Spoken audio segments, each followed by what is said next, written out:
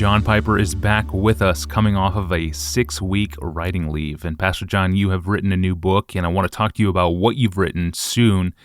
But first, as a writer, I would love to know what you have learned more generally about the writing process from this past 6 weeks, and maybe give us some lessons that writers can learn from as you reflect back on this time.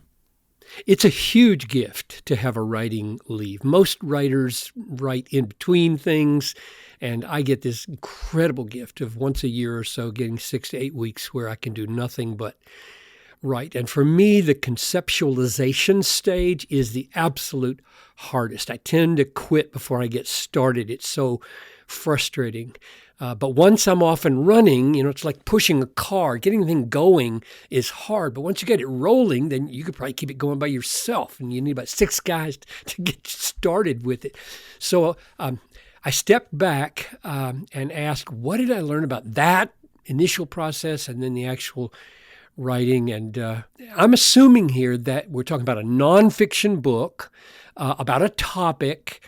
And I'm assuming that people are writing against the backdrop of ongoing Bible reading and meditation and prayer and participation in a local church. That's assumption. So here's number 1. Plan a block of time that you can commit to regularly.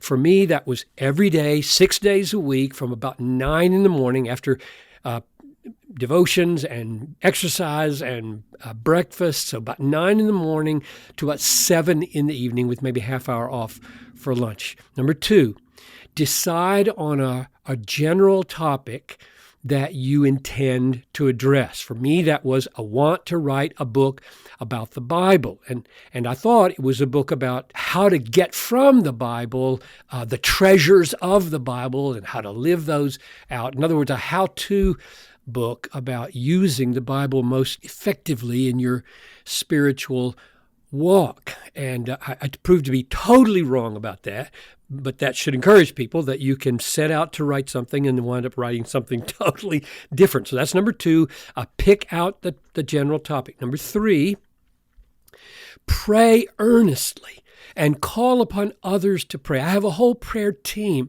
that I keep posted on what I'm doing. Pray and have others pray for you. Pray daily, pray hourly over your work, and ask God for motivation. Ask Him for perseverance and for insight and creativity, and ask Him for competence and truthfulness and faithfulness to the Scriptures.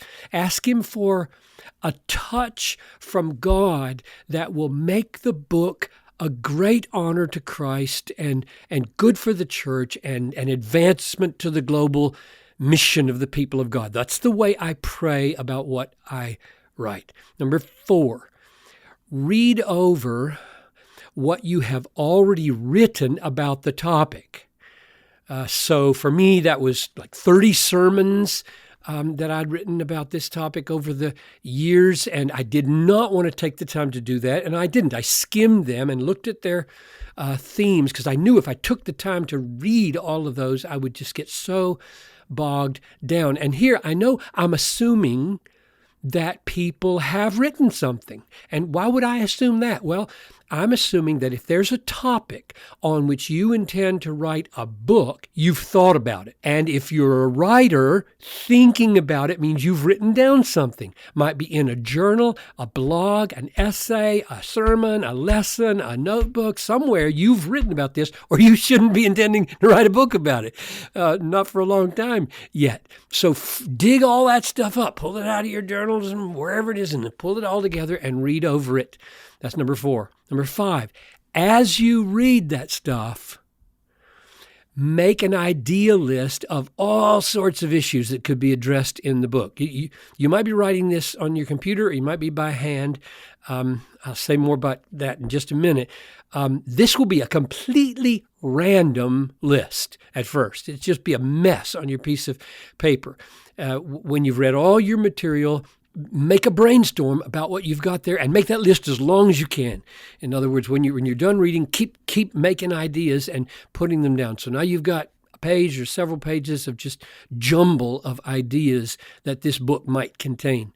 Number 6, step back and look at that idea list and use a pencil to draw lines. Now here, if you put that on a computer, if you made that list on a computer, print it out. I don't know any way to do what I'm talking about here on the computer. I don't think the technology's there to do this. Print it out, or 2 or 3, lay them all out in front of you, tape them together if you have to, if you got more than one sheet, and start drawing lines between them. Circle them and block them and look for patterns on that jumbled sheet of ideas until you see things kind of falling together, and keep scribbling down new ideas as you do this, because every time you start to make a connection, another question, another idea is going to come to your mind. Number 7, from all that confusing, random, messy, big, taped together piece of paper that seemed to have no coherence whatsoever except a few jumbled connections that you've circled and drawn arrows to, this is the real discouraging, paralyzing point where you look at it and say, good night, how will that ever become a book? How could I ever bring sense out of that or turn that into a book? I mean, it really keeps a lot of people from moving forward. So here, at this point, I'm saying take a few minutes and jot down one of the ideas from that sheet that you think you could start writing about. Doesn't matter whether it become a chapter or what it would, just something you could start writing about. Put that at the top of a piece of paper, that idea, that sentence, and then jot down under it. Don't take too long doing this, 15 minutes of ideas that you might say about that. And you haven't even begun to write yet. But I'm not talking about weeks of doing this. I'm talking about that would take maybe a day or two, depending on how much of your stuff that you have to read. And this is the point that's so frustrating, because everything's a jumble. And so that's everything up till writing. I think I'll stop here and maybe continue next time on, okay, now the writing. What lessons did you learn about the actual writing?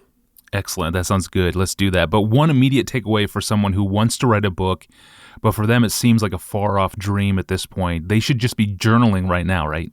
Right. If a person doesn't have the book on their agenda for tomorrow, but 5 years out, because they're dreaming of something that's just utterly fascinated them, then yes, they should be thinking, and that means writing now.